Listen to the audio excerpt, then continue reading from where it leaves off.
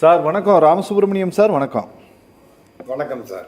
Ramasubramaniam sir, central agencies அரசியல் ரீதியாக செயல்படுகிறது அப்படின்ட்டு எதிர்க்கட்சிகள் எல்லாம் குற்றச்சாட்டு வைக்கக்கூடிய விவகாரங்களில் அவங்க எப்படி குற்றவாளிகள் ஒரு மோடஸ் ஆப்ரண்டி வச்சுருக்கிறாங்களோ அதுபோல் சென்ட்ரல் ஏஜென்சிஸும் ஒன்று வச்சுருக்கு சார். குறிப்பாக இந்த மதுபான கொள்கை விவகாரம் அல்லது இந்த மைன்ஸ் விவகாரம், இந்த ரெண்டுலேயுமே டச் பண்ணிட்டு வரக்கூடிய அந்த விஷயத்தில் அவங்க அஃபீஷியலாக ஒரு ப்ரெஸ் ரிலீஸ் வெளியிடுவதற்கு முன்பாக அது சம்பந்தமான அன்அஃபீஷியல் தகவல்களை எப்படி கசிய விடுறது, அதை எப்படி பெரிய பேசுபொருளாக்குறது அப்படிங்கிற வித்தை இந்த ஏஜென்சிஸ்க்கு நல்லா தெரியுது சார். இந்த விவகாரத்திலும் கூட அவங்க ரொம்ப அஃபீஷியலாக சொல்லிய விஷயம் பார்த்திங்கன்னா ஒரு 1000 கோடின்னு சொல்லியிருக்கிறாங்க. ஆனால் அதனோடு இணைத்து அவர்கள் சொல்லியிருக்கக்கூடியது டாஸ்மார்க் நிறுவனத்தோடு தொடர்பில்லாத பாட்லிங் கம்பெனிஸ் எல்லாம் ஆட் பண்ணி அவர்கள் சொல்லியிருக்கிறாங்க.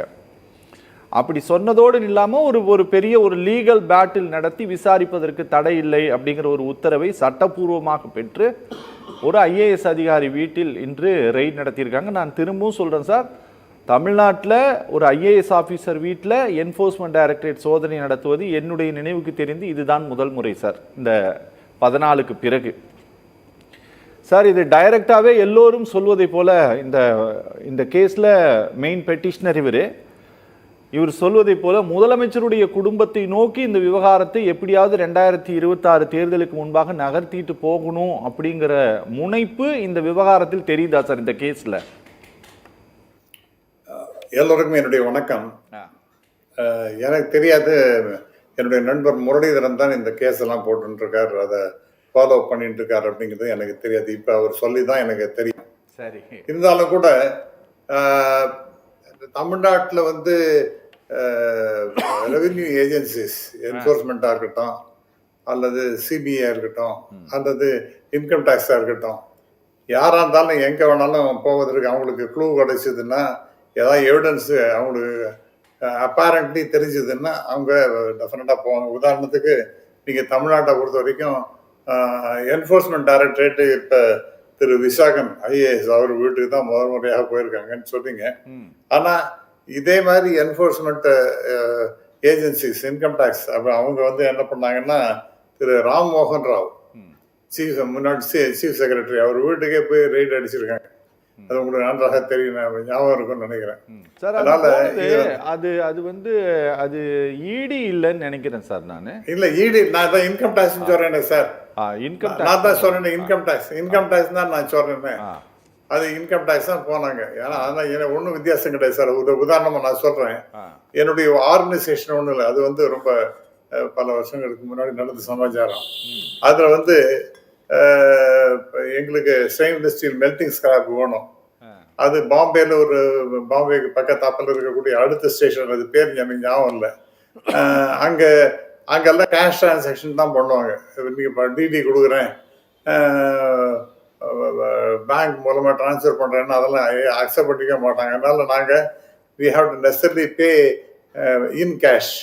அதனால எங்களுடைய ஏஜென்ட்டு அந்த பணத்தை எடுத்துன்னு போயிருக்காரு. அதுக்கு அவருக்கு ரசீதும் கொடுத்துருக்கோம், இது மாதிரி ட்ரா பண்ணி அவருக்கு கொடுத்துருக்கோம் அப்படின்னு சொன்னோன்னே, இங்கே மெட்ராஸ் ஏர்போர்ட்லேயே அவரை பார்த்துட்டாங்க, இந்த அமௌண்ட் எவ்வளோ பெரிய அமௌண்ட் இருக்குன்னு சொல்லிட்டு. அவர் பாம்பே போய் சேர்ந்த உடனே அங்கேயே income tax, enforcement directorate of revenue intelligence 3 பேருமே வந்துட்டாங்க. அவரை உள்ளே பிடிச்சி போட்டாங்க. அப்புறம் தென் ஐ ஹாவ் டு கோ. அப்புறம் நான் அவங்கள்ட்ட ப்ளீட் பண்ணி, இதை பாருங்க சார், அக்கௌண்ட்ஸ்லாம் இதான் இருக்குது அப்படிங்கிற மாதிரிலாம் சொல்லிவிட்டு அந்த பணத்தை திருப்பி வாங்கிட்டு வர மாதிரி ஆச்சு. அதனால் ஒன்றுக்கு ஒன்று சம்மந்தப்படாது அப்படின்லாம் நம்ம பேச முடியாது. ஸோ எவ்வளோ டாக்குமெண்டேஷன் இருந்தாலும் கூட அவங்களுக்கு சந்தேகம் வந்ததுன்னா இன்கம் டேக்ஸ் தொடர்ந்து enforcement directorate even directorate of revenue intelligence, இது மாதிரி நிறைய ஏஜென்சிஸ் கையில் போகலாம். அதனால் அதெல்லாம் முடியாதுன்னு நம்ம சொல்ல முடியாது. ஆனால் இந்த விஷயத்தை நாம் பொறுத்த வரைக்கும் திரு விசாகன் அவர்களை அப்ரூவ் ஆகிடுவாரா அப்படின்னா, அது அவர்கிட்ட ஏதாவது இருந்தால் தானே. இப்போ டெஃபினட்டாக டீட்டெயில்ஸ் அவர்கிட்ட இருக்குமா? ஏன்னா இன்ஃப்ளேட்டட் அவங்க மேலே சார்ஜஸ் என்னன்னு பார்த்தீங்கன்னா இல்லிசிட் ஃபண்ட்ஸ், தவறான முறையில் ஈட்டிய பணங்கள், அப்புறம் வந்து ஃபால்ஸ் இன்வாய்சஸ், பொய்யான இன்வாய்சஸ், அப்புறம் இன்ஃப்ளேட்டட் டெண்டர்ஸ், மிகைப்படுத்தின டெண்டர்ஸ், இந்த மாதிரி பல காரணங்களை சொல்லி இதெல்லாம் எங்க மூலமா சேனலைஸ் பண்ணியிருக்காங்க. ஃபில்ம் இண்டஸ்ட்ரீஸ் பல செக்டார் மூலமா அதுல ஃபில்ம் இண்டஸ்ட்ரியும் ஒரு முக்கியமாக சொல்லப்படுகின்றது. அவங்களே இப்போ முதல் முறையாக ஃபில்ம் எடுக்கிறவங்களே 450 கோடி வரைக்கும் அவங்க ஸ்பெண்ட் பண்ணி ஃபில்ம் எடுத்திருக்காங்க. அப்படிங்கிற 3 படமும் இன்னும் எடுத்திருக்காங்கன்னு சொல்றாங்க. ஸோ இந்த மாதிரிலாம் இருக்கு.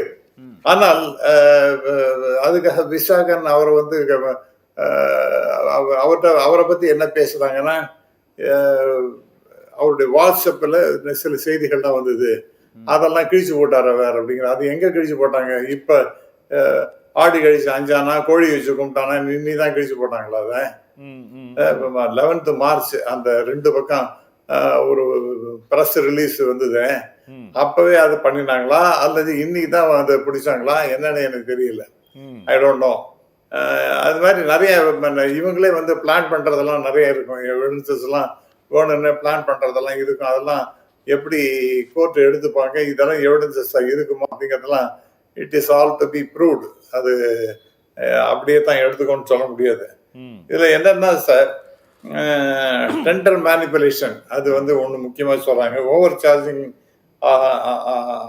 ஆஃப் லிக்கர் அவுட்லெட்ஸ், அப்புறம் illicit payments to secure supply orders from distilleries, இதெல்லாம் இந்த 2 பக்கத்தில் நிறைய சொல்றாங்க. 1000 கோடிக்கு மேலே இருக்குன்றாங்க. ஒரு ஸ்பெசிஃபிக்கா அஃப்கோர்ஸ் அங்கே சொல்ல முடியாதுங்கிறது எல்லாருக்கும் தெரியும்.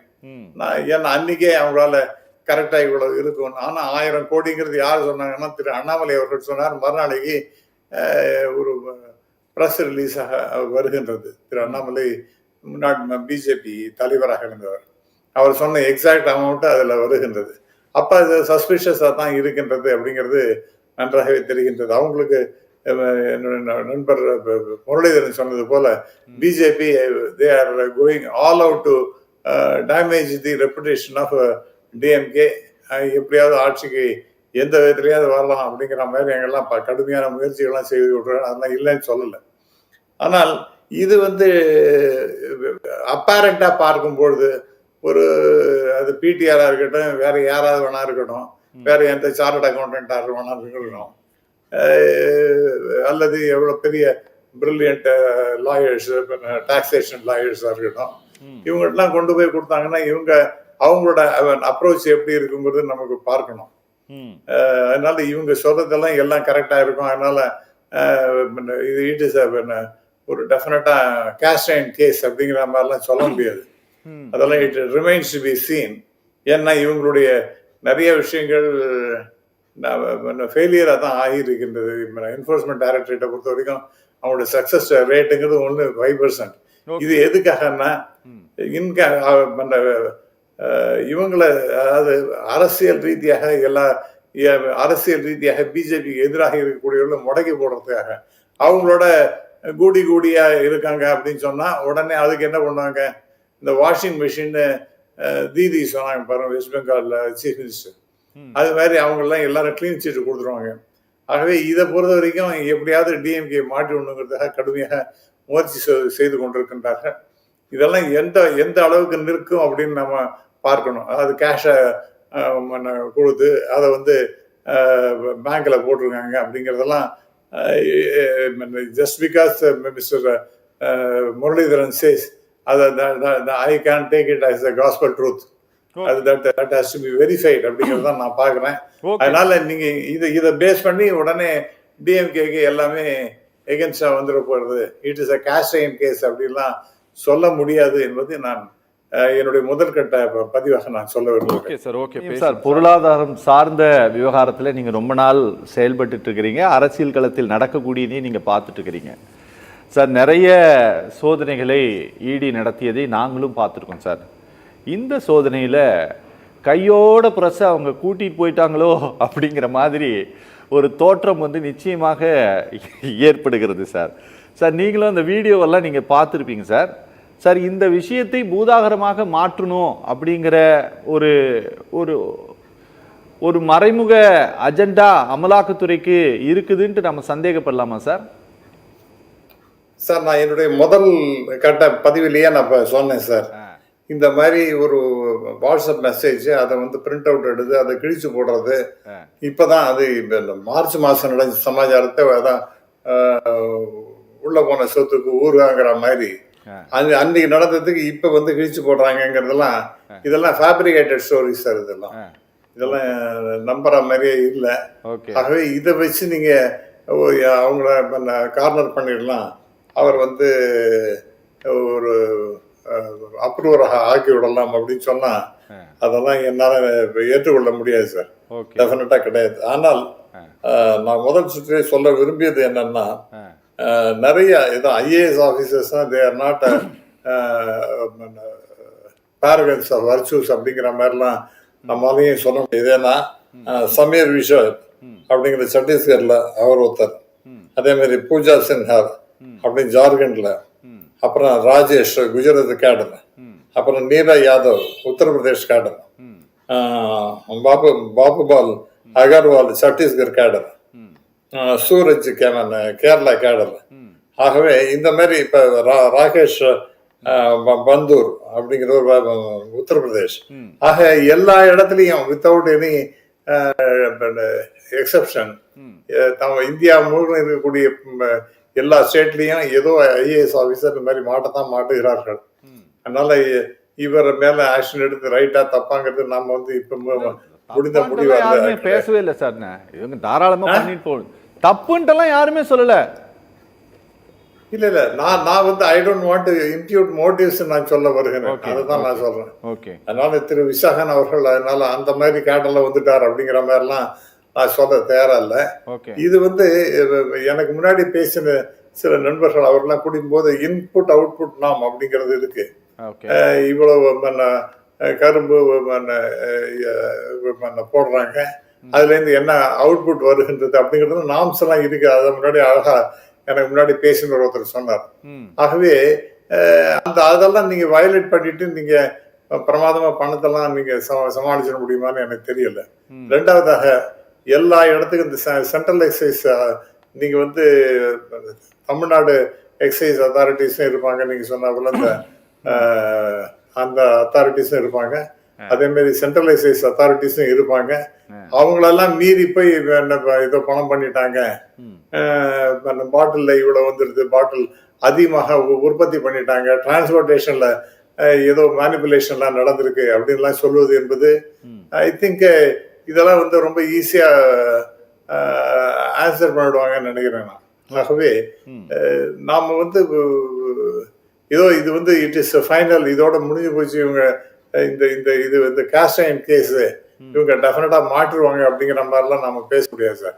அவங்க பேசினது ஒரு 1000 கோடி அப்படிங்கிற மாதிரி ஏதோ ஒரு சொல்றாங்க டிரான்ஸ்போர்டேஷன்ல. அப்புறம் எம்ப்ளாயீஸுக்கு ஸ்டாஃபுக்கு ஏதோ பிரைபு கொடுத்த சொல்றாங்க, அவங்களோட வேலை விஷயத்துக்காக சொல்றாங்க.